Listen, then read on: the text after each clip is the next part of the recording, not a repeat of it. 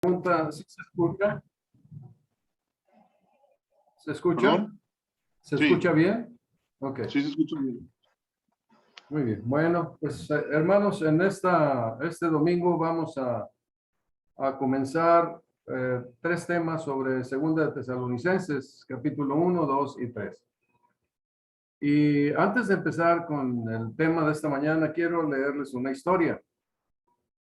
Esta es una historia que sucedió allá por 1934. John y Betty eran estudiantes del Instituto Bíblico Moody. Ambos recibieron el llamamiento para servir como misioneros en China. Betty llegó a China un año antes que John. Después del primer año de John en el campo misionero, ellos se casaron. 11 meses después, su hijita nació. Y menos de 3 meses más tarde, John y Betty fueron apresados en China y asesinados por los comunistas. Obligados por los comunistas, escribieron la siguiente nota antes de morir. Lo escribió John. Queridos hermanos, mi esposa, bebé y yo estamos hoy en manos de los comunistas de la ciudad de Jinte. Piden de rescate por nosotros $20 millones. Todas nuestras pertenencias y alimentos están en manos de ellos. Mas nosotros alabamos a Dios por la paz que hay en nuestros corazones y por darnos su palabra de aliento esta noche. Que Dios les dé sabiduría a ustedes para que sepan qué hacer y a nosotros fuerza, coraje y paz en el corazón. Él es capaz y un maravilloso amigo en tiempos como este. El Señor los bendiga y los guíe, y también a nosotros. Que Dios sea glorificado, sea por la vida o por la muerte. John y Betty fueron amarrados antes de su ejecución fuertemente, desvestidos, dejados en ropa interior. A la mañana siguiente los exhibieron por la ciudad, mientras la gente salía para ser testigos de la ejecución de los demonios extranjeros. En el trayecto hacia el lugar de la ejecución, un vendedor de medicamentos llamado Shang, cristiano fervoroso, se arrodilló ante los comunistas implorando que liberaran a los misioneros. Lo apresaron de inmediato y cuando revisaron su casa y encontraron una Biblia y un himnario, lo mataron. Asombrosamente, el mismo día que llegó la noticia de la muerte de los Stam al padre de John, recibió una carta también de su hijo enviada desde China algunas semanas antes de la ejecución. John escribió sobre la amenaza comunista, reiterando su fe y compromiso para servir a Dios en China, no importando el precio a pagar. En la carta, John repitió un poema que fue escrito por otro misionero en China un tiempo antes, J.W. Vinson, que también había sido apresado. Los captores le preguntaron a Vinson si tenía miedo de morir, y él les respondió, no, si usted dispara directo a mí, yo voy directo al cielo. Sus acusadores lo mataron, pero antes de su muerte, antes de estar allí en esa condición, Vinson había escrito el siguiente poema. Miedo. ¿Miedo de qué? De sentir la alegre liberación del espíritu, de pasar del dolor a la paz perfecta, de que cesen la lucha y la tensión de la vida. ¿Miedo de eso? ¿Miedo de qué? De ver el rostro del Salvador, de escuchar su bienvenida y seguir el resplandor glorioso de las heridas de la gracia. ¿Miedo de eso? ¿Miedo de qué? De un destello, un golpe, un corazón traspasado, oscuridad, luz. ¡Qué arte celestial! Una herida suya, uno como la de él, miedo de eso. ¿Miedo de qué? De hacer por la muerte lo que la vida no pudo. Bautizar con sangre la dura tierra hasta que las almas florezcan de ella. Miedo de eso. La verdad es que fueron personas muy valientes. Como dije, los Stam tenían una hijita, Ana Priscila, que un evangelista que sobrevivió la halló tapada con un cobertor, ajena a los eventos del día anterior. La niña tenía 4 meses. Se había quedado tranquila por más de 24 horas.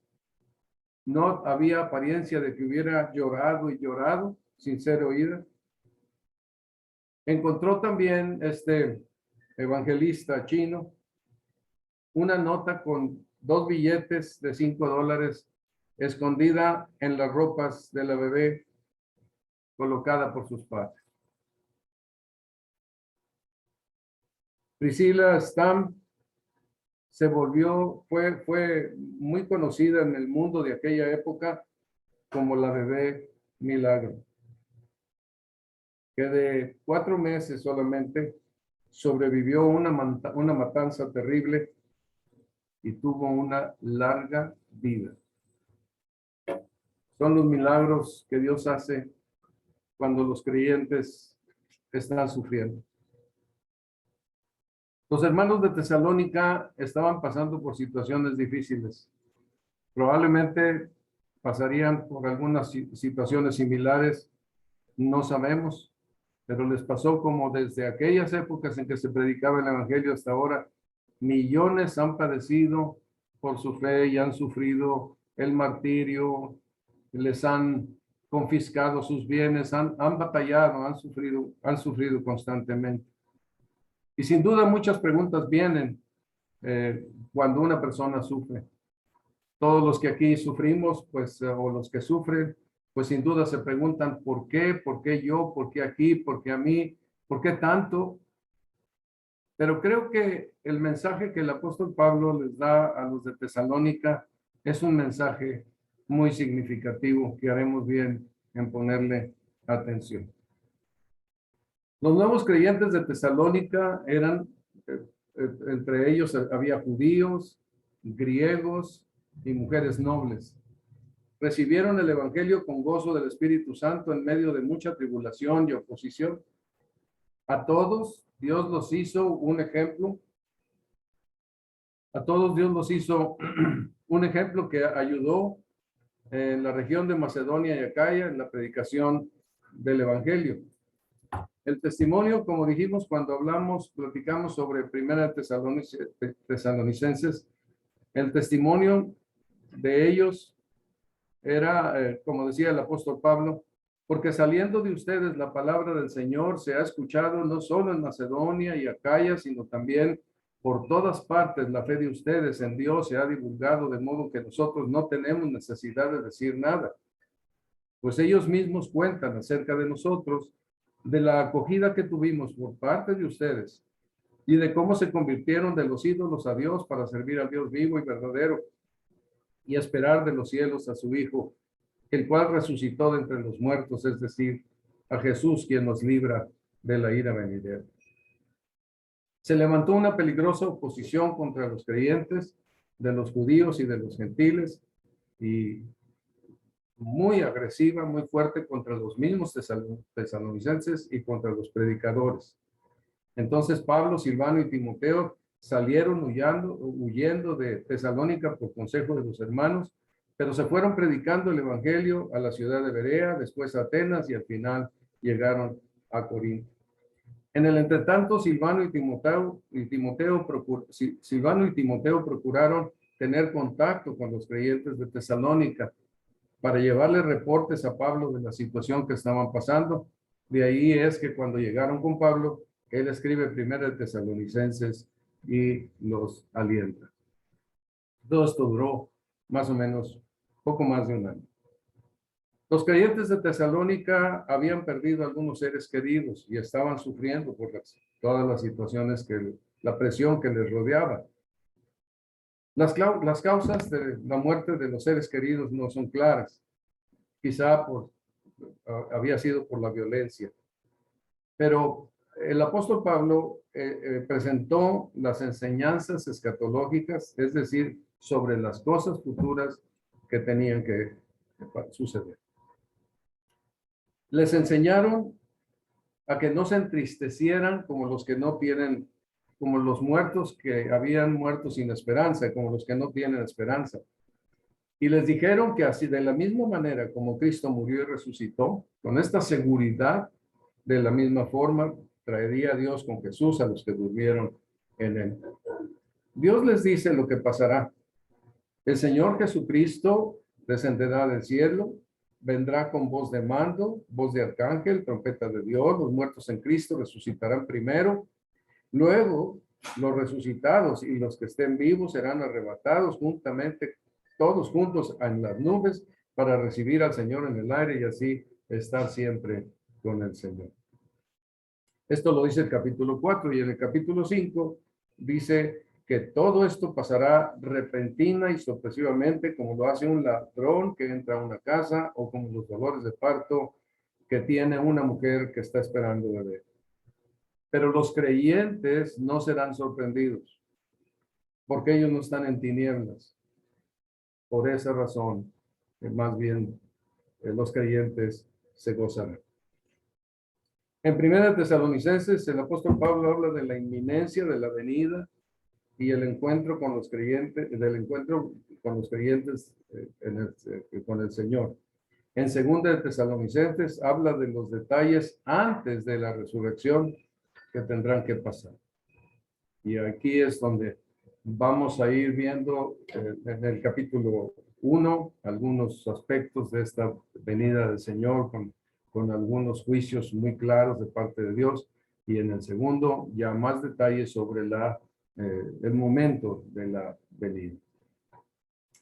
Pues he querido llamar a este tema, al tema de la carta, afirmando la esperanza bienaventurada. Afirmando la esperanza bienaventurada. Vamos a encontrar al apóstol Pablo escribiéndoles para afirmar, porque había dudas, algunos habían recibido, como veremos, por carta o por palabras como si fueran de Pablo, que ya había sucedido la venida del Señor, etcétera. Varias cosas había dudas, y el apóstol Pablo escribe esto para afirmar la esperanza bienaventurada de la venida del Señor. Ahora, en este primer capítulo, me parece que una manera para caminar por él es que nosotros aprendamos de lo que están haciendo Pablo, Silas y Timoteo. Que aprendamos cómo ellos van animando a los hermanos en este momento, pues, de tristeza, de dolor, de gozo, de alegría, de estar firmes en la fe en medio de la persecución y de los sufrimientos. Y aquí pues vamos a aprender algunas 4 cosas que pienso hacerles notar en esta mañana. La primera cosa es que para afirmar la esperanza bienaventurada, los apóstoles afirmaron la posición de los creyentes en la gracia. Esto lo vemos en el saludo que les da el apóstol Pablo a los hermanos. Cuando dice ahí en el versículo 1, Pablo, Silvano y Timoteo a la iglesia de los tesalonicenses, en Dios nuestro Padre y en el Señor Jesucristo. Gracia y paz a vosotros, de Dios nuestro Padre y del Señor Jesucristo. Llama la atención que en las 2 ocasiones, Dios nuestro Padre y en el Señor Jesucristo, Dios nuestro Padre y del Señor Jesucristo. Pero aquí algo que hay un énfasis en donde Él les dice gracia y paz a vosotros de Dios. Esto es algo que Dios hace cuando nosotros venimos a Cristo y le conocemos como nuestro Salvador. Por la gracia de nuestro Dios, el Señor nos sostiene, nos salva y lo sostiene. Me recordó lo que leí hace tiempo en el libro de Viviendo por Fe en la Gracia Venidera, y busqué ahí la definición que Piper hace de la gracia de Dios. Recordemos que en Romanos 5 nos dice uno, justificados pues por la fe, tenemos paz para con Dios por medio de nuestro Señor Jesucristo. Y en el 2 dice, por quien también tenemos por la fe entrada a esta gracia en la cual estamos firmes. Hay ahí como una puerta que se abre cuando nosotros somos justificados por el Espíritu de Dios, nacemos y entramos a ver el reino de Dios. Una primera puerta que vemos es la puerta de la gracia. Entramos a esta gracia. Es un lugar de gracia que nos inunda, en donde Él está cuidando y atendiendo y apoyando, capacitando, guiando, dando paz y dando todo aquello que nosotros necesitamos para vivir para Cristo, cualquiera que sea la situación en la que nos encontremos. Piper dice, es la gracia del Señor, es la gracia que empieza ahora, en este mismo segundo, y que sustenta nuestra vida hasta el fin de estas palabras. Él ve la gracia como oleadas que constantemente están llegando a nuestra vida para ayudarnos, cualquiera que sea nuestra situación. Todos ustedes están viviendo situaciones diferentes, algunos con temor por unas cosas, otros padeciendo situaciones adversas de otra manera, otros teniendo enfermedades, otros teniendo miedo de un secuestro como pasó, etcétera. Pero la gracia de Dios está ahí fluyendo para ayudarnos en cada una de estas circunstancias que van pasando en nuestras vidas. Nos capacita. Por eso Pablo les dice, gracia y paz a vosotros, de Dios nuestro Padre y del Señor Jesucristo. El Dios eterno, en las dos personas de la divinidad, por medio de su Espíritu Santo, el Padre, el Señor Jesucristo y su Espíritu Santo nos están capacitando con su gracia constantemente para salir adelante en cualquier situación. No se refiere solamente al perdón de Dios al quitar nuestros pecados, dice Piper, sino también se refiere al poder y la belleza de Dios para guardarnos de pecar. Esto es algo que fluye constantemente. La fe es más que confianza de que Cristo murió por nuestros pecados. Es también la certeza de que Dios habrá de darnos generosamente junto con Él todas las cosas. Es garantía de lo que se espera, viendo hacia el futuro. Todo lo que Dios promete en Cristo Jesús, empezando desde ahora, lo cumplirá, desde el momento de nuestra conversión. La gracia nos sostiene siempre, hermanos. La fe nos fortalece y tranquiliza nuestras almas en todo momento. La paz se constituye en algo muy poderoso que nos permite permanecer y sostener en cualquier circunstancia con una situación como la que leímos ahorita de la familia Stam. Tenemos paz en medio de una crisis. ¿Tiene miedo de morir? No. Dispare directo a mí y yo voy directo al cielo. Es la gracia que capacita, no es el valor de las personas, no es que ellos sean superhéroes, es la gracia que capacita a cada uno de nosotros ante las situaciones de adversidad que pudiéramos enfrentar, situaciones difíciles, sean persecuciones, sean enfermedades, sean pérdidas, sean escasez, sean problemas sociales del gobierno, sean de toda clase de amenazas, la gracia de Dios nos sustenta. Entonces, una de las primeras cosas que hicieron los apóstoles es afirmar la posición de los creyentes en la gracia de Dios. Y eso es lo que nosotros también debemos hacer en medio de todo el tiempo de nuestra vida cristiana y mayormente cuando hay sufrimiento y padecimiento, fortalecernos en que nosotros tenemos una posición que Dios nos ha dado, que es una posición en la gracia de Dios. Entramos a esta gracia en la cual estamos firmes, no por nuestros méritos, sino por la gracia, por la gracia de Dios, por la bondad de Dios, por su misericordia. Otra de las cosas que vemos que los hermanos están haciendo en este capítulo es que están practicando una oración de gratitud a Dios por la obra que Él está haciendo con su gracia en los creyentes. Una de las cosas que es de notar es en el versículo 3 cuando dice, debemos siempre dar gracias a Dios por vosotros, hermanos, como es digno. Debemos siempre dar gracias a Dios por vosotros, hermanos, como es digno. Aquí no vemos a Pablo por un lado, Silas por otro lado, Timoteo por otro lado, ellos dando gracias a Dios. No, juntos.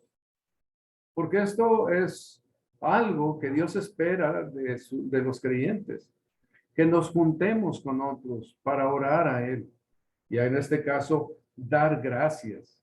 Así que aquí lo que vemos es que hay un plural, debemos, nosotros debemos hacer esto, de orar dando gracias, de dar gracias a Dios porque Él es la causa de todo, y darlo por vosotros y por la obra que Dios, que el Señor está haciendo en ellos, como es digno, porque el Señor ha hecho una obra maravillosa en cada persona que viene a la fe de salvación a la que Dios lo llama. Pensemos un poquito que qué gran milagro es este.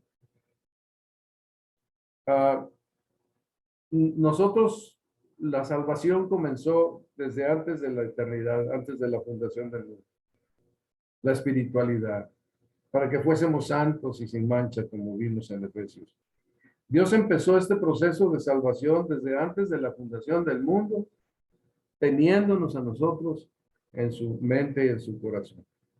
En algún momento nos dio vida y empezó nuestra historia en este mundo. Nacimos como un bebé y empezamos a crecer. Y en algún momento, en tiempo, lugar, cultura, ambientes, condiciones, el Señor empezó a llamarnos y nos concedió el arrepentimiento. Vinimos a la fe y Él puso de antemano, planeó obras que hacer, pruebas que enfrentar, que demostraran más y más que somos de Dios y anunciaran el poder de Dios para salvar y transformar a las personas.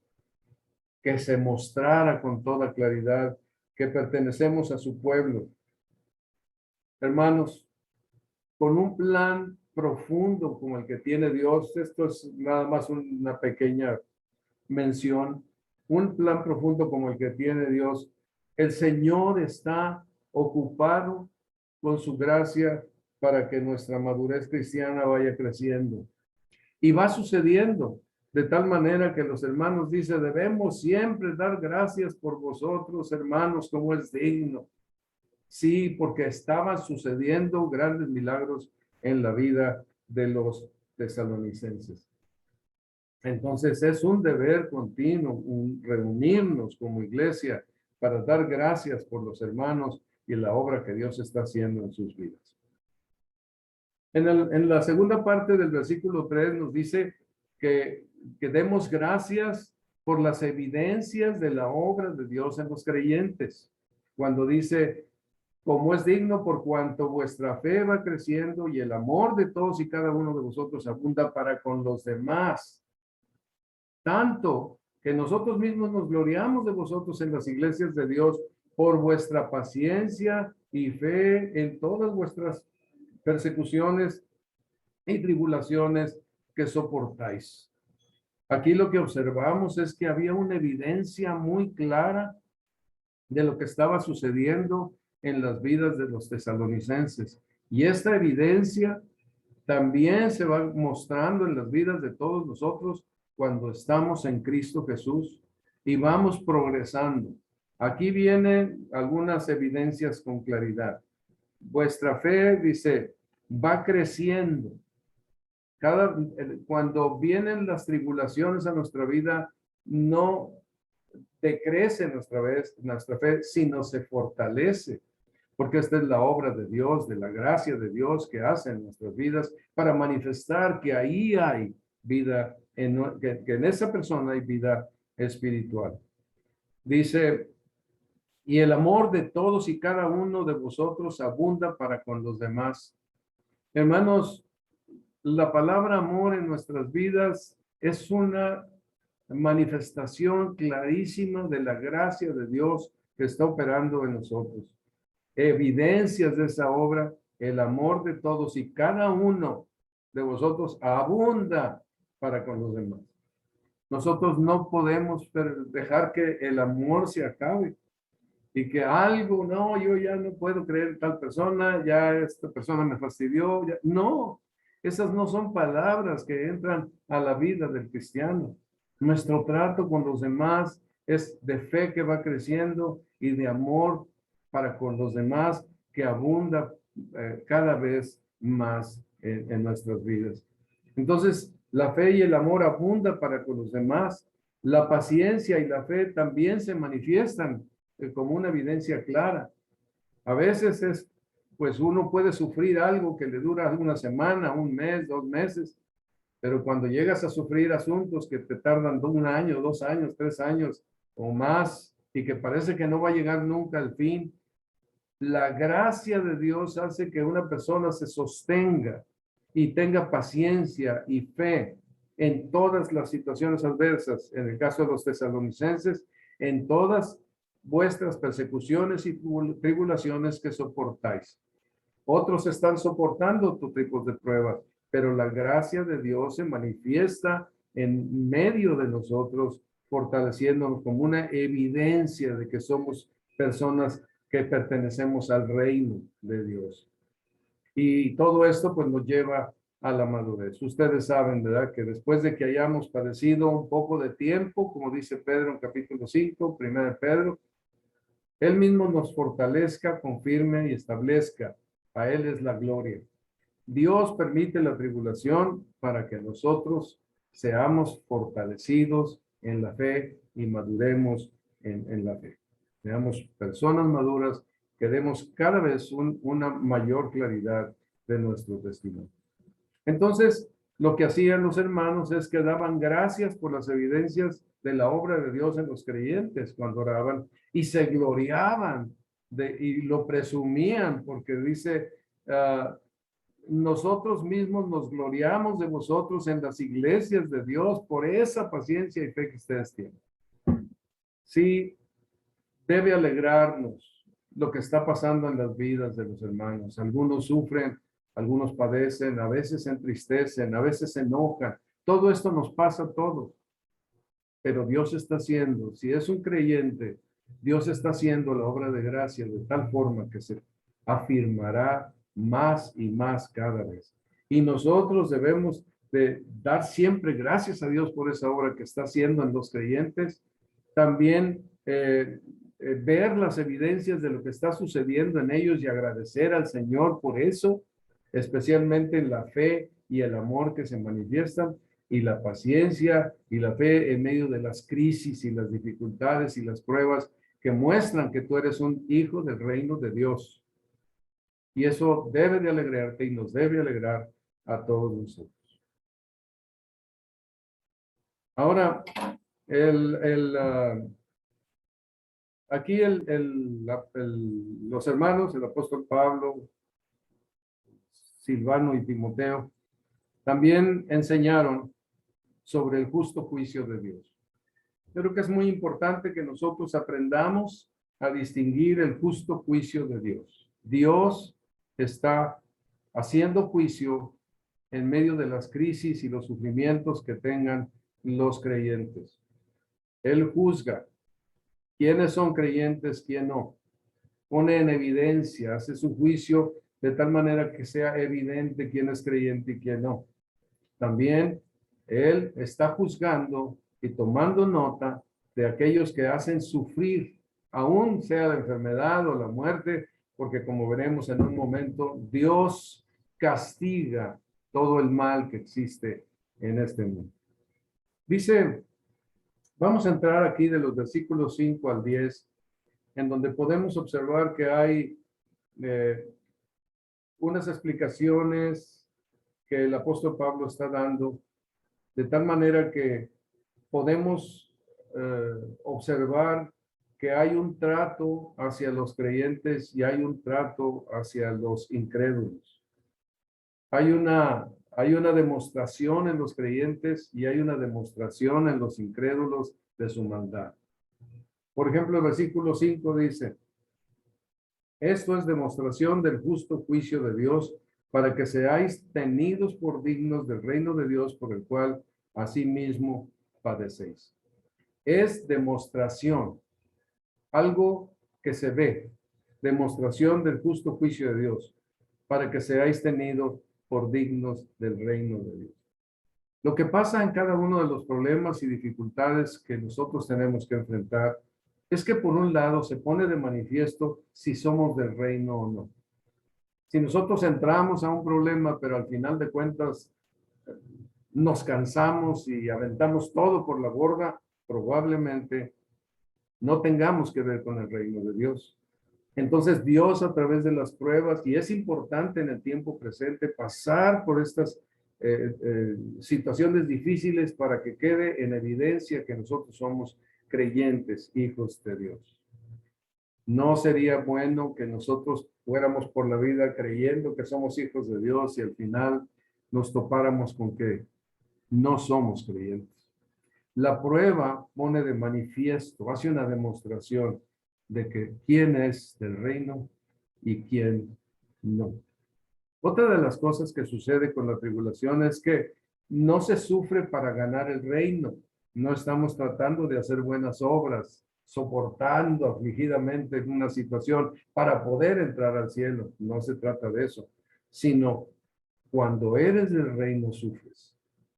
Toda persona que tiene que ver con el reino de Dios pasa por sufrimientos y padecimientos de todo tipo. Así vimos a los Stam siendo decapitados, a otros los vemos sufriendo situaciones adversas o escasez, o robos, o maltratos, secuestros, muchas cosas. Pero todo esto pone en evidencia que nosotros somos del reino. Y no estamos sufriendo para ganar el reino, sino porque somos del reino. La tribulación, por otro lado, fortalece a los creyentes. Es el camino, como mencionamos ahorita, 1 Pedro 5, es el camino para el fortalecimiento de la fe en todos los creyentes. Como vemos en Job, él se fortaleció y quedó identificado con el Dios glorioso que lo estaba acompañando. Y también nos habla y nos recuerda que este padecer no es en vano. El Señor traerá recompensa de reposo, gloria y gozo para todos los creyentes que soportan las dificultades y la adversidad o la tentación. Cualquier situación que se soporta en victoria por amor a Cristo, todo esto tendrá una recompensa de reposo, gloria y gozo. Cuando vemos nosotros creyentes sufriendo, soportando aflicciones, debemos recordar, o nosotros mismos estar soportando aflicciones, debemos recordar que el Señor está justificando, está juzgando la situación, evidenciando, demostrando, fortaleciendo nuestra vida de los que sufren, y a la vez está preparando el galardón para ellos, pero también Él traerá justicia sobre los hombres. Aquí vamos al versículo 6 y 7, donde dice: esto es demostración del justo juicio de Dios, para que seáis tenidos por dignos del reino de Dios, por el cual asimismo padecéis. Porque es justo delante de Dios pagar con tribulación a los que os atribulan. Y en el 7, y a vosotros que sois atribulados, daros reposo con nosotros, daros reposo con nosotros. Dos cosas pasan en la tribulación. Una, aquellos que están pasando con evidencia de que son del reino de Dios, el Señor les dará reposo con todo su pueblo. Dice Pablo, reposo con nosotros, con todo su pueblo, en gloria de gozo y de magnificencia enorme en la presencia de Dios. Pero es justo delante de Dios pagar, y usa esta palabra de pago, con retribución a los que os atribulan. Con tribulación a los que os atribulan. La verdad es que en medio de las dificultades, nosotros que padecemos o los que padecen la tribulación, el Señor traerá una bendición, daros reposo. Y aquellos que están siendo los que atribulan, sean personas, o sea la muerte, o sea el cáncer, o también pagar con tribulación a los que os atribuyen. El mal será castigado, toda clase de mal será castigado, ahorita vemos más adelante. Muy bien. Ahora, ¿cuándo sucederá esto? Aquí es donde se necesita la paciencia de los hijos de Dios y también, pues, a veces esto a nosotros nos golpea el alma como a los hermanos en Apocalipsis cuando dice, ¿hasta cuándo, Señor, vas a permitir que esto sigan haciendo estas cosas? ¿Hasta cuándo pasará? ¿A cuándo sucederá esto? Con toda claridad aquí la palabra de Dios dice, cuando se manifieste el Señor Jesús desde el cielo con los ángeles de su poder en llama de fuego para dar retribución. O sea, cuando se manifieste el Señor Jesús. O sea que a la manifestación de Cristo Jesús vendrá la recompensa para los creyentes y el pago o retribución para todo lo que ha hecho mal o daño a las personas, a los creyentes. Así que sucederán varios asuntos juntos. Tendremos resurrección, transformación, arrebatamiento para recibir al Señor en el aire, para estar siempre con Él. Habrá el juicio de Dios y habrá la entrada a la gloria de los creyentes y la condenación de los incrédulos. Esto es muy claro en las Escrituras. Es por eso que nosotros predicamos el Evangelio del Señor Jesucristo, para que las personas sean libradas de la condenación eterna. De cierto os digo, el que oye mi palabra y cree que me envió, cree al que me envió, no vendrá a condenación, mas ha pasado de muerte a vida. El apóstol Pablo hace una distinción, los capítulos 6 y 9, 6, una parte del 7 y 9, están los no creyentes, y luego en el 7 y el 10 están los creyentes. En una está hablando del castigo a los no creyentes y en otro está hablando de la recompensa para los creyentes. Entonces, pensando en los no creyentes, dice,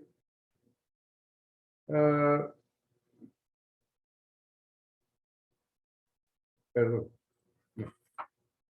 pensando en los no creyentes, dice, porque es justo delante de Dios pagar con tribulación, versículo 6, a los que os atribulan. Y pasamos a la segunda parte del versículo 7, para dar retribución a los que no conocieron a Dios ni obedecen al evangelio de nuestro Señor Jesucristo, los cuales sufrirán pena de eterna perdición, excluidos de la presencia del Señor y de la gloria de su poder. El Señor habla de esta retribución, de este pago a los no creyentes, especialmente retribución de todo el mal que hicieron, un juicio de toda la maldad que ocasionaron.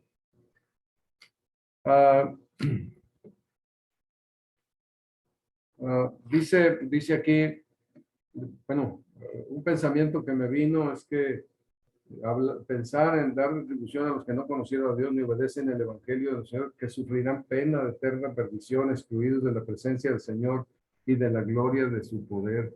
Son cosas muy atemorizantes, son tremendas. Y todo esto es por hacer daño al prójimo. Hacer daño al prójimo. El Señor mandó: amarás a tu prójimo como a ti mismo.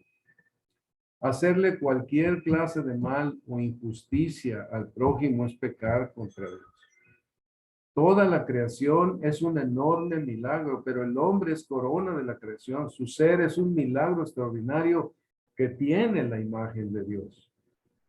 De todo el universo, solo el hombre, creado a la imagen de Dios, puede sacarle provecho y descubrir la gloria de Dios de la creación. Yo no sé qué experimentará un animal que ve, como los pájaros que a veces están parados en los cables como viendo el amanecer o viendo el atardecer. ¿Qué experimentarán? No lo sé. Habrá cosas muy grandes que no sabemos, pero los hombres sí podemos sentir y experimentar. Cuando el pecado inunda nuestras vidas, no vemos nada. más que el pecado y la maldad. No podemos ver el universo. Es como alguien que ve una ciudad limpia y su pecado no le permite ver una ciudad bien limpia, tiene que ensuciarla, tiene que poner graffiti, tiene que poner maldiciones, tiene que poner gráficos que son perversos o pervertidos. Tiene que hacer eso, está allí en su corazón. El pecado le mueve para hacer ese tipo de cosas. Dañar a los hombres, dañar a la creación, dañar las cosas. No permite que nada se vea bien. Quiere que todo se vea sucio y maloliente. Los hombres podemos descubrir la gloria de la creación y disfrutar de ella, pero principalmente cuando nosotros venimos al conocimiento del Evangelio de Jesucristo. Qué complejos somos. Materialmente es extraordinario. Estaba viendo con mi nieto y me sorprendió que le gustó verlo sobre el cuerpo humano. Qué maravillas extraordinarias suceden a nivel de todo, de las moléculas de las partes más pequeñas del ser o de los sistemas circulatorios, el sistema óseo, digestivo. Qué cosas tan tremendas son todas estas cosas que están pasando. Entonces, esto es todo un milagro de Dios. Y en sus mandamientos Dios mandó que se amen unos a otros porque son una creación de Dios exquisita, gloriosa, magnífica. Y tenemos la capacidad de dar respuesta emocional, de afecto, de palabras, de aliento, de recibir con alegría hasta las personas o las cosas que menos nos parezcan agradables. Estamos capacitados en Cristo Jesús para esto. La vida está en nuestra sangre y esa vida percibe, sufre, tiene anhelos, imaginación, capta los conceptos. Es una maravilla.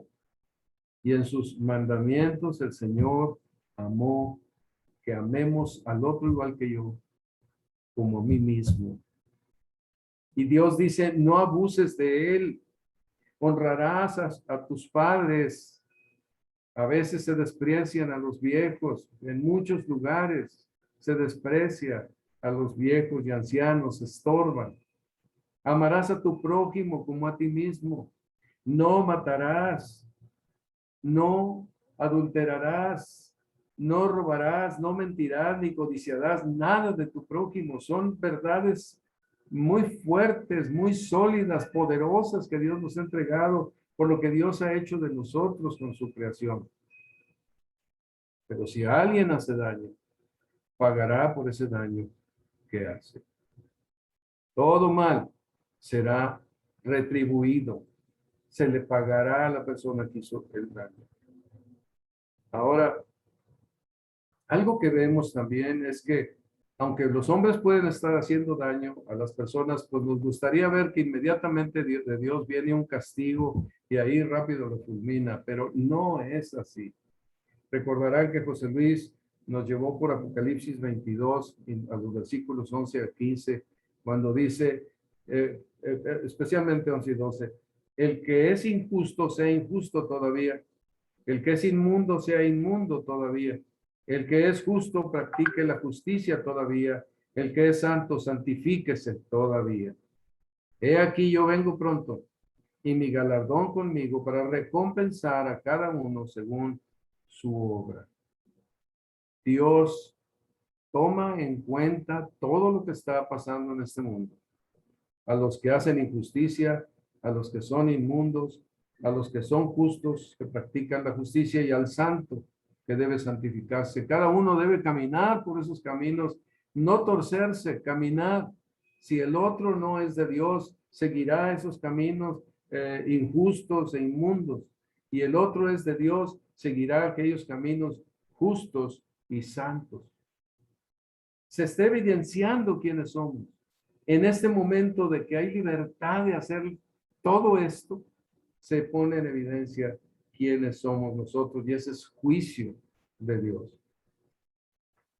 Dice también aquí que el pago de la retribución llegará cuando se manifieste el Señor, como acabo de mencionar, porque es justo delante de Dios pagar con tribulación a los que tribulan y también dar retribución a los que no conocieron a Dios ni obedecen al Evangelio de nuestro Señor Jesucristo, los cuales sufrirán pena de eterna perdición, excluidos de la presencia del Señor y de la gloria de su poder. Hermanos, aquí tenemos una enseñanza importante. Los que no conocieron y no obedecen al Evangelio de nuestro Señor Jesucristo son personas que están en una insensibilidad suficiente para hacer sufrir a otras personas o traicionar al cónyuge o al amigo o a los padres o mentir o robar o secuestrar o hacer promesas falsas, crueldad hasta para la creación, siendo crueles con los animales, con los bosques, destruyendo toda la creación que Dios ha hecho por afanes egoístas. Pero Dios está tomando nota de todas estas cosas. La escritura nos dice en Apocalipsis 20, del 10 al 15, que todo será castigado, todo mal. Dice ahí, el diablo que los engañaba fue lanzado al lago de fuego y azufre, donde estaba la bestia y el falso profeta, y serán atormentados día y noche por los siglos de los siglos. Y vi un gran trono blanco y el que estaba sentado en él, delante del cual huyeron la tierra y el cielo, y ningún lugar se encontró para ellos.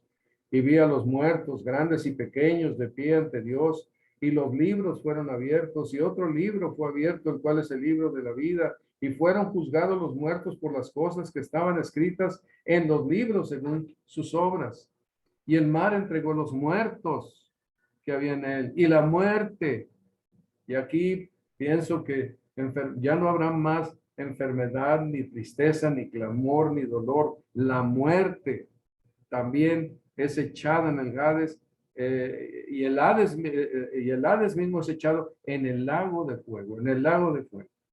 Entonces, ahí están los muertos que había en el mar, los muertos en cuanto a que vinieron por la muerte, y el Hades. Son cosas que pues nuestra imaginación puede abarcar, pero no soy la persona quizá más capaz de poder explicar esto con mucho detalle en un momento tan pequeño, pero todos estos se entregaron, fueron echados, fueron lanzados, entregaron a sus muertos y fueron juzgados cada uno según sus obras, y la muerte y el Hades fueron lanzados al lago de fuego, y esta es la muerte segunda. Esta es la destrucción de todo el mal, lanzados al lago de fuego. Así que el diablo, el anticristo, la bestia, el falso profeta, la muerte, el Hades, lanzados al lago de fuego. Y el que no se haya inscrito en el libro de la vida, esta es la resolución final para los hombres. El que no creyó el mensaje del evangelio fue lanzado también al lago de fuego. Esta es pena de eterna perdición, excluidos de la presencia del Señor. Y fíjense que no dice aniquilados, excluidos. Es como si las personas dijeran, yo no quiero nada con Dios, y Dios está cercano de ellos. Pero un día Dios dirá, ya no quiero nada contigo, y Dios los alejará, los separará de él por toda la eternidad. En este mundo Dios no está lejano. Insiste, habla, llama, pero un día ya no lo hará. No habrá manera. Ya no habrá lugar para el arrepentimiento. En cuanto a los creyentes, el Señor dice que dará reposo. Fíjense cómo dice los versículos 7 y 10. Y a vosotros que sois atribulados, daros reposo con nosotros cuando se manifieste el Señor Jesús desde el cielo con los ángeles de su poder, cuando venga en aquel día para ser glorificado en sus santos y ser admirado en todos los que creyeron. Ser admirado en todos los que creyeron. En el tiempo presente, los creyentes, con la gracia de Dios, somos fortalecidos. La tribulación nos lleva a crecer en fe y amor constantemente. La tribulación fortalece la paciencia y la fe, y también la tribulación manifiesta que somos del reino de Dios. La evidencia queda clara. Pero cuando venga en aquel día el Señor, entonces nos dará reposo, juntamente con los profetas y los apóstoles, y todos los santos del Antiguo y del Nuevo Testamento, de toda la historia de la iglesia, entraremos a un reposo multitudinario, gozoso y glorioso. Serán glorificados en sus santos.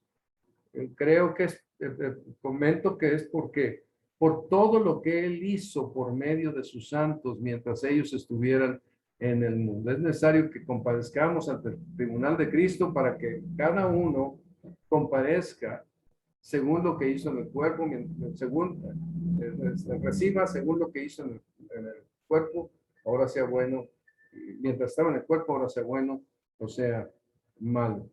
Ahí todo lo que el Señor hizo por medio de sus santos, Él obrando las obras que Él manifiesta a través de la Escritura, las instrucciones que Él nos da.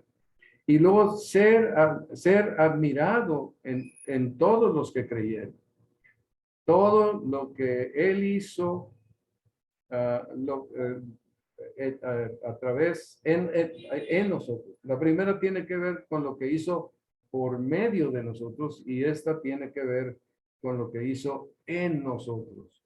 Estamos en un momento de máxima bendición, no hay más, es lo último en la bendición que nosotros recibiremos, en donde estaremos ahí bienaventurados en todos los aspectos, gozosos de todo lo que ha pasado.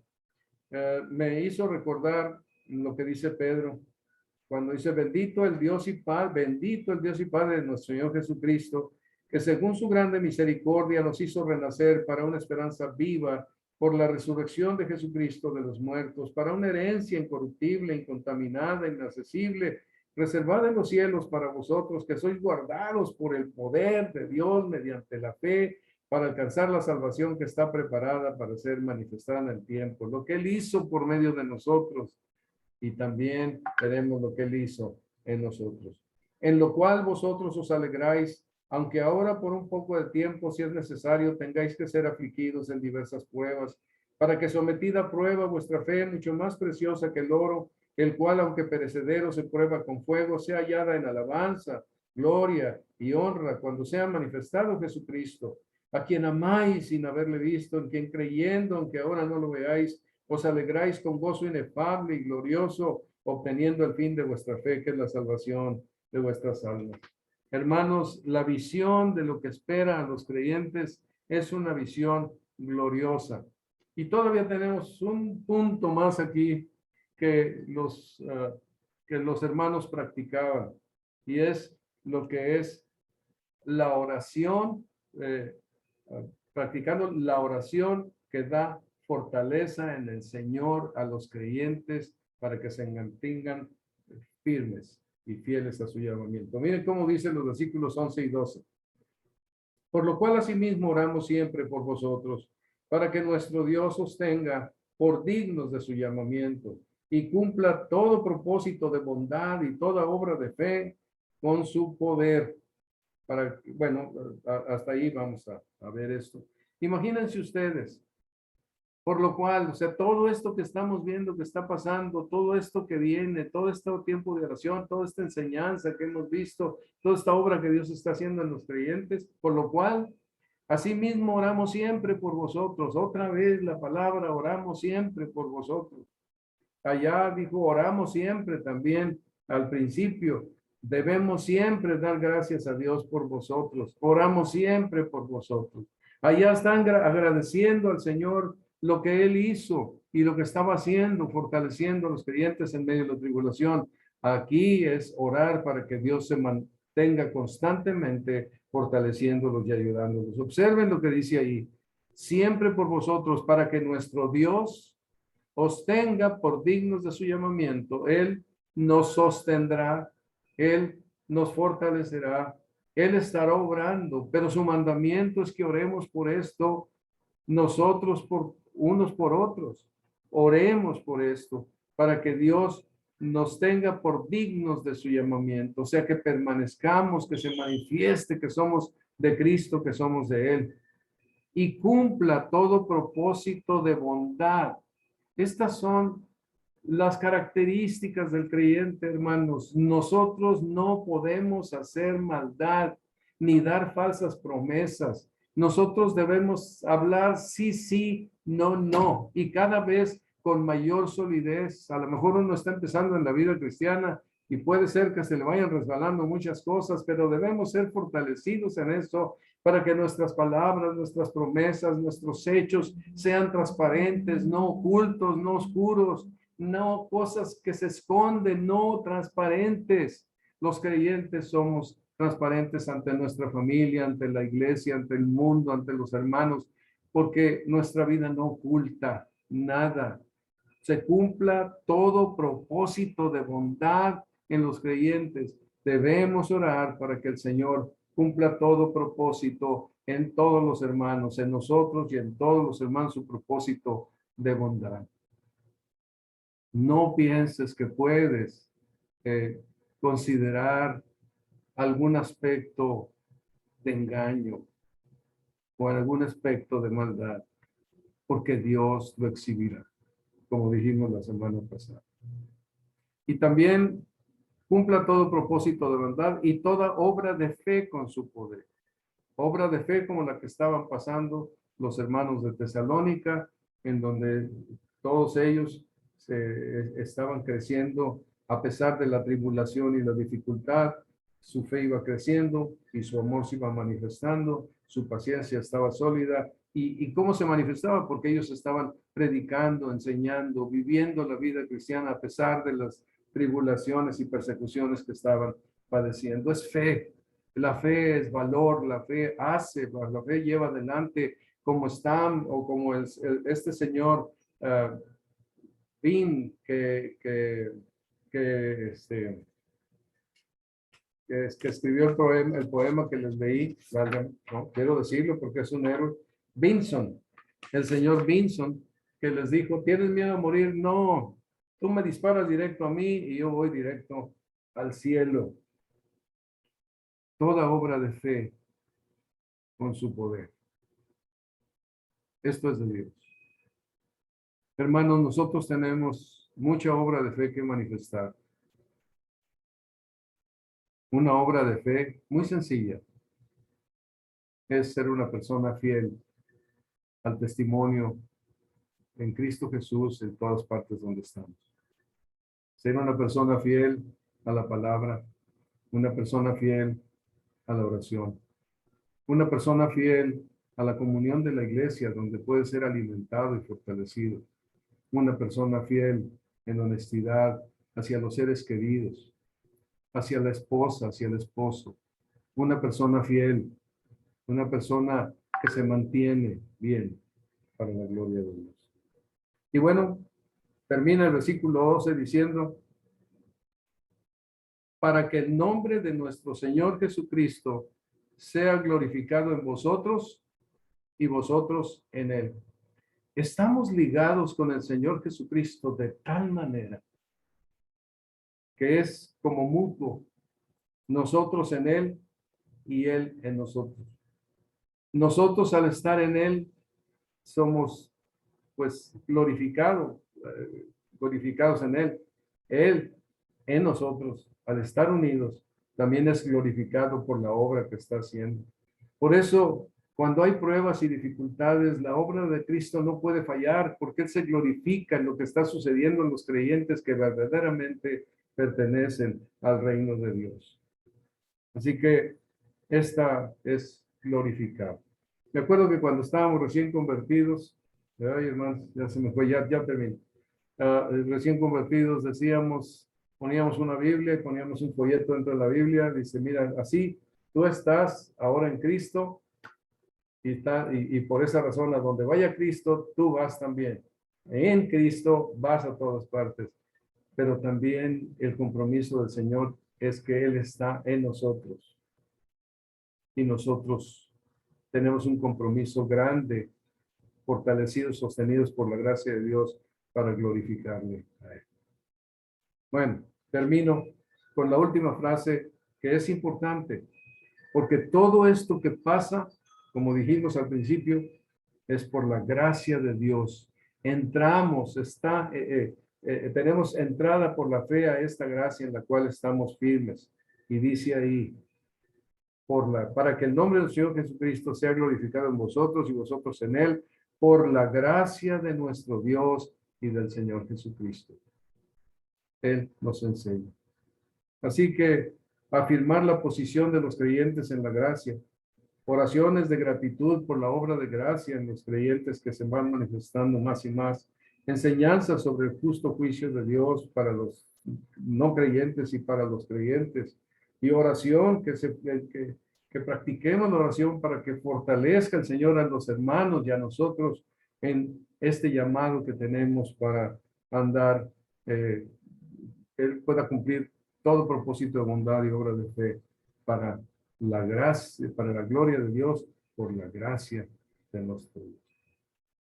Muchas gracias, hermanos, por su atención. Que el Señor los bendiga.